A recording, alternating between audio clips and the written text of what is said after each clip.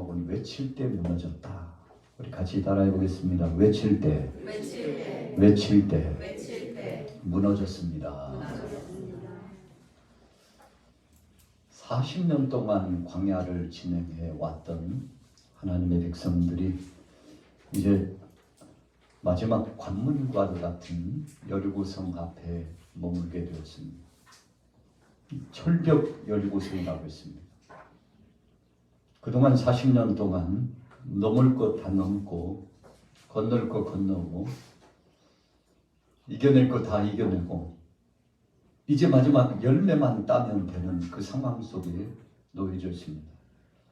이미 지도자 모세를 통해서 땅의 분배에 대한 철칙을 하나님이 말씀하셨고 구체적으로 여호수아를 통해서 하나님의 뜻이 약속의 땅 가나안 땅에 진행되게 되는데 철벽 여리고성을 만났습니다. 이곳을 점령해야만 합니다. 그냥 지나칠 수 없습니다. 하나님께서 점령하도록 말씀해 주셨기 때문에 믿음으로 나가야 합니다. 그런데 오늘 여리고성 앞에서 하나님께서 주신 몇 가지 아주 중요한 원칙이 있었다는 것입니다. 우리가 신앙생활을 하면서도 원칙이 있습니다. 사회생활을 할 때에도 심지어는 어떤 모임 하나를 가져도 그 모임에 원칙이 있습니다. 오늘 하나님께서 여리고성을 점령할 수 있는 비결을 가르쳐 주시는데 20절 말씀에 이렇게 말씀했습니다. 이에 백성은 외치고 제사장들은 나팔을 불매 백성이 나팔 소리를 듣는 동시에 크게 소리 질러 외치니 성벽이 무너져 내린지라. 자, 결론의 말씀이에요. 20절을 세분해 보면 백성은 외치고 그랬어요. 제사장들은 나팔을 불고 그리고 백성이 나팔 소리를 듣는 동시에 크게 소리를 외칠지니. 여러분 그냥 소리를 쳐서 외치는 것에도 질서가 있다는 것입니다. 그냥 아무렇게나 소리를 치지 않았습니다. 모든 사람들이 나팔 소리를 듣는 바로 그 시간차 속에 일시에 동시에 외쳤다는 것입니다. 이것이 하나님께서 원하시는 뜻이었습니다. 그랬더니 성벽이 어떻게 됐습니까? 무너져 내리게 되었다는 거죠. 피 흘리지 않았습니다. 칼을 가지고 들어가서 싸우고자 도모하지 않았습니다. 우선 가장 중요한 것은 이 성벽을 무너뜨려야만이 안에 있는 사람들을 점령하게 되는데 이 성벽이 문제였죠. 하나님께서 순종하라, 말씀대로 진행하라, 내 뜻대로 함께 연합하라 이런 말씀을 주셨다는 것입니다. 그래서 오늘 본문을 보면서 한 3가지 정도로 여리고성을 무너뜨리게 된 놀라운 능력과 은혜를 경험한 3가지 중요한 원칙을 상고해 보고자 합니다. 첫째는 무엇일까요? 자, 우리 같이 따라해 보겠습니다. 분량대로, 사명대로, 달란트대로. 여러분 자기의 분량이 있어요. 목사인 저에게는 저의 분량이 있습니다. 우리 전도사님 또 장로님들, 권사님들, 우리 젊은 청년들 다 자기 분량이 있습니다. 하나님이 주신 분량이 있어요. 그 분량대로 하면 됩니다. 자기에게 맡겨진 대로 하면 됩니다. 그 맡겨진 범위를 넘어가면 월권이 되고 맡겨진 것에 충실히 사력을 다하면 충성이 되는 것이고 모세가 물이 없어 목마르고 있는 백성들에게 물을 공급해 주기 위해서 하나님 앞에 청원했죠. 하나님이 즉시 응답했어요. 너는 지팡이를 들고 가서 저 반석 앞에 서라. 내가 함께 바로 그 반석 앞에 서겠다. 너는 그러면 그 반석을 향하여 명하라 그랬어요. 물이 터져 나오도록 명령하는 것입니다. 선포하는 겁니다. 자, 영적으로 보면 하나님 말씀을 그대로 대언하는 거예요. 여호와 하나님께서 말씀하신다. 반석아 물을 내라. 물을 내라. 홍해 앞에서 지도자 모세가 힘이 없죠. 노장입니다. 80이 넘어서 노장이에요. 그런데 하나님께서 네가 가지고 있는 리더십의 지팡이, 내가 네게 영권을 주었던, 권세를 주었던 그 권세 지팡이를 가지고 홍해를 향하여 지팡이를 내어 밀라 그랬어요. 여러분, 모세가 하는 것이 아닙니다. 모세는 하나님 말씀에 순종하고 하나님께서 지금 말씀하신다, 하나님께서 일하신다, 홍해가 열릴 것이라고 말씀하셨다 하고, 지팡이는 지시를 의미합니다.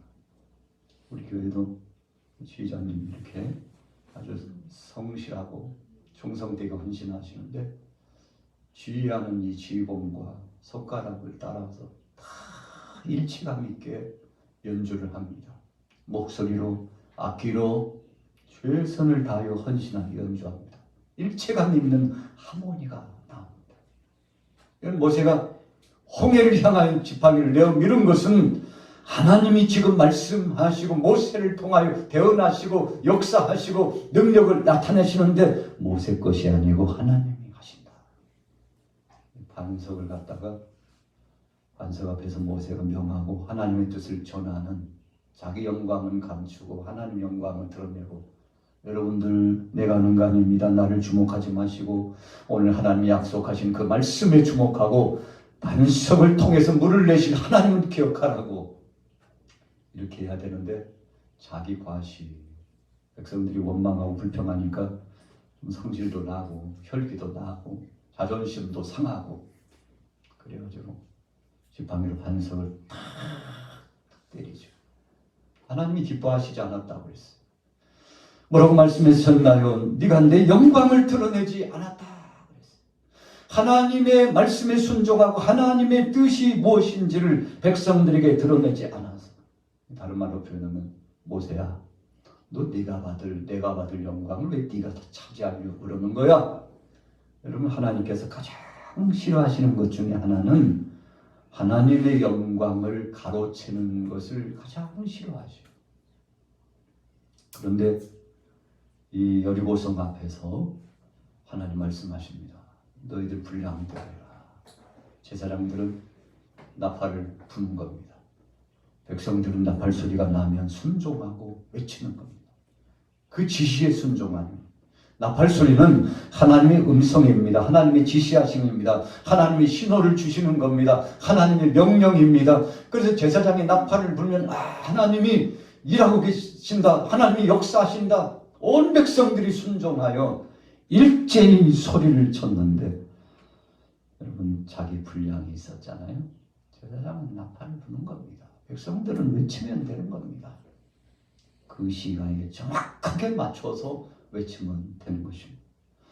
출애굽기 18장 21절에 보니까 그대는 또 온 백성 가운데 제대기 겸손한 자 곧 하나님을 두려워하며 진실무망하며 불의한 일을, 사람들 앞에서 정말 신실한 사람들을 뽑아가지고 그 사람들을 세워서 천부장을 세우고 백부장을 세우고 50부장, 10부장을 세우래요. 여러분, 제사장 이드로가 모세를 보면서, 모세의 장인 아닙니까? 나이가 꽤 들었어요. 이제 늙은 역에 그의 마음속에 하나님이 주신 감동이 있고 지혜가 있었습니다. 모세에게 알려줬어요. 일을 좀 분담하고 함께 협력했으면 좋겠다. 모세가 하나님의 뜻으로 알고 순종했습니다. 모세 혼자 온종일 재판해야 되는 그 재판이 너무 힘들어요. 줄을 섰는데 끝이 보이지 않아요. 재판하는 재판장은 모세 한 사람이에요. 백성들이 피곤해 혼곤해서 죽을 것 같아요. 이들어가 보니까 이건 지혜롭지 않은 것 같아요. 그래서 방법을 알려줬죠.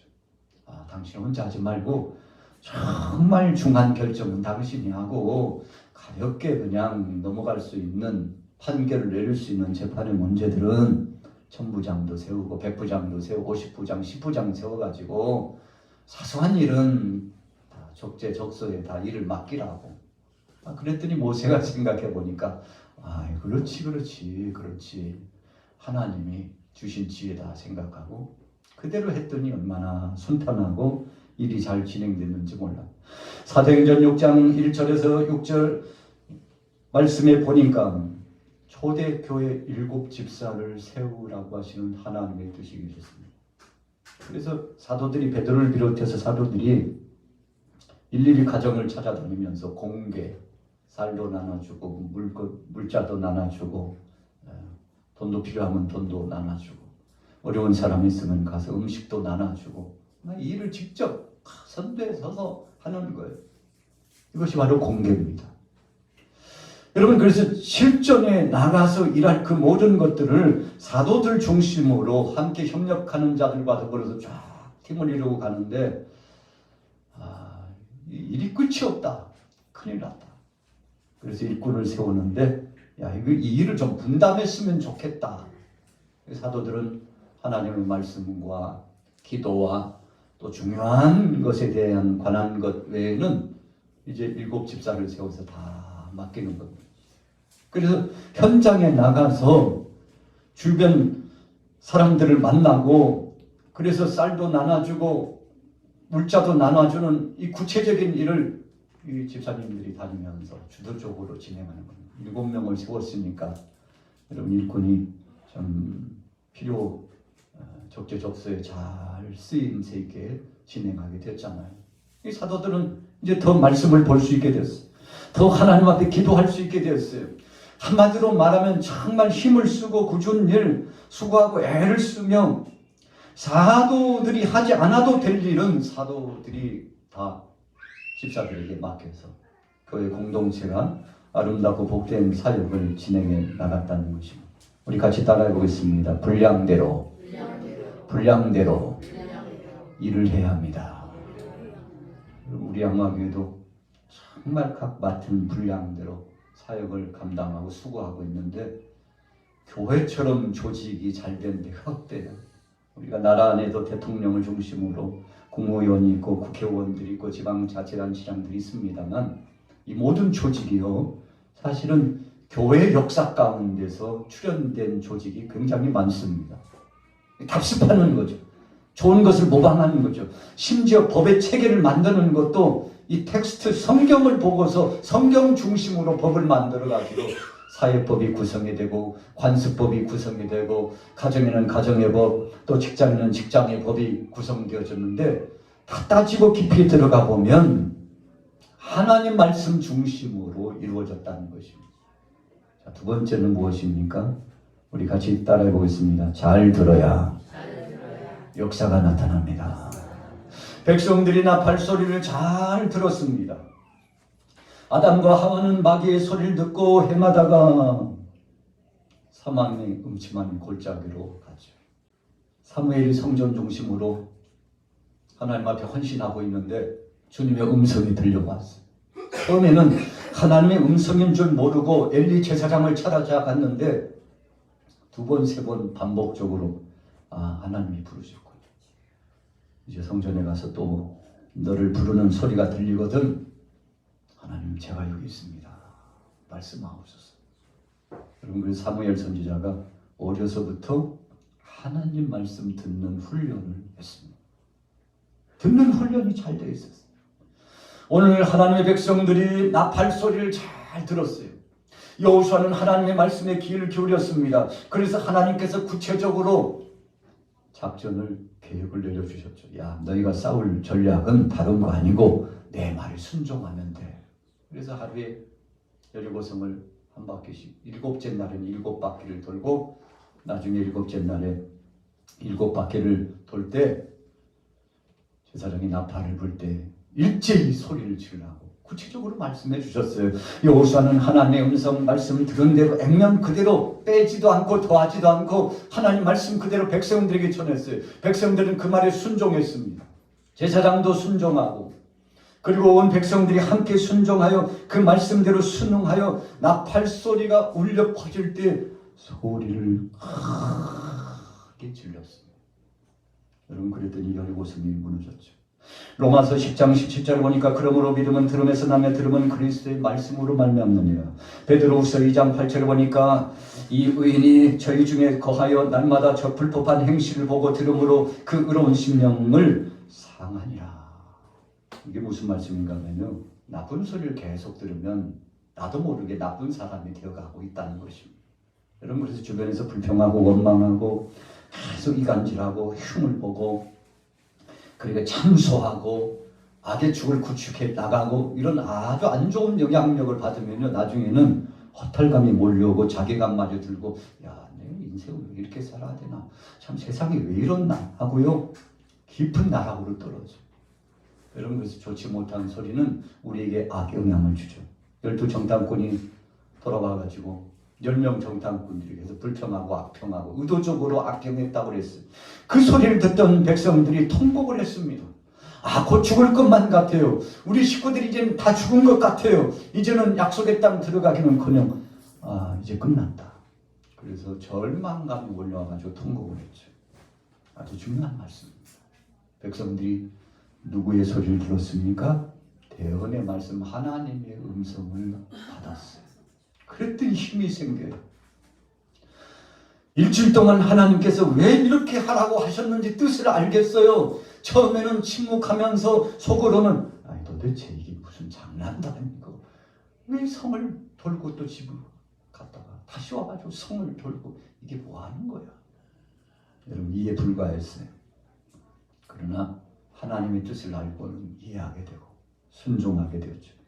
골로새서 1장 4절에 보니까 이는 그리스도 예수 안에서 너희의 믿음과 모든 성도에 대한 사랑을 들으며 좋은 소식을 들었어요. 얼마나 기분이 좋은지 몰라요. 마태복음 13장 16절에는 그러나 너희 눈은 봄으로 너희 귀는 들음으로 복이 있도다. 여러분, 그래서 눈으로 보는 거 좋은 거 봐야 되고 귀로 듣는 거 좋은 소리를 들어야 돼요. 세상에 가장 좋은 것이 무엇이 있습니까?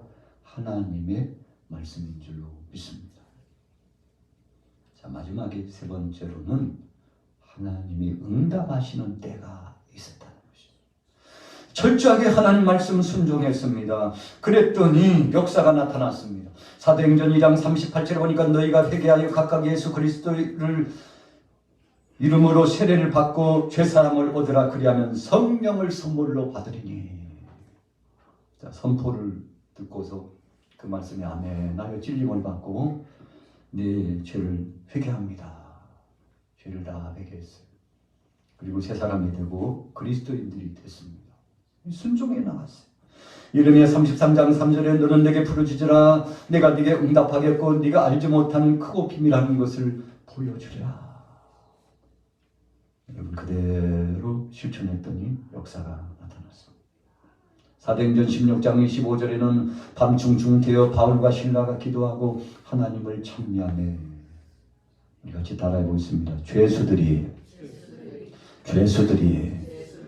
듣더라. 자, 바울과 실라가요 옥에 갇혔는데 만신창이가 됐습니다. 얼마나 맞았는지 몸이 착고에 채워가지고 꼼짝도 못해요. 서서 있는 겁니다. 그런데 입으로는 할 수 있잖아. 입은 열렸어요. 하나님 앞에 기도하고 찬송하는데 죄수들이 그 찬송을 듣다 보니까 메시지가 들려요. 죄수들이 그 기도를 듣다 보니까 복음이 들려와요. 하나님이 살아있다는데, 예수님이 부활하셨다는데, 주님이 죽어도 3일이라고 하는 복이 있다는데, 기도를 통해서 복음을 전하는 겁니다. 찬송을 통해서 하나님 앞에 영광 돌리고 메시지를 전하는 거예요. 죄수들이 그거 듣고요 복음을 받아들이는 거예요. 우리가 마지막 순간이라도 기도하고 찬송하며 복음 전하자고 그러다 주님 부르시면 그 나라에 가고.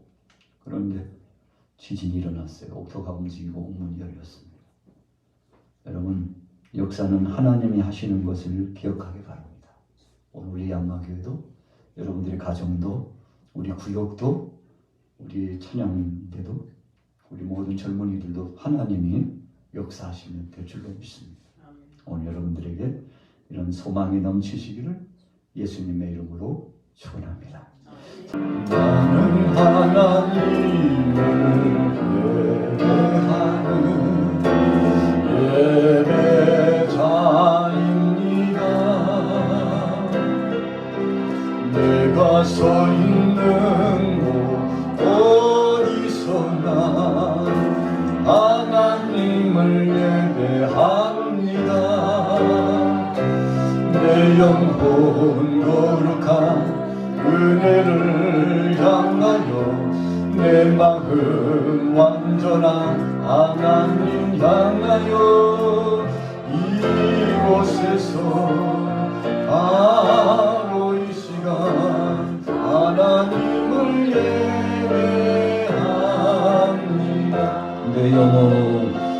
내 영혼 거룩한 그녀를 향하여 내 마음 완전한 하나님 향하여 이곳에서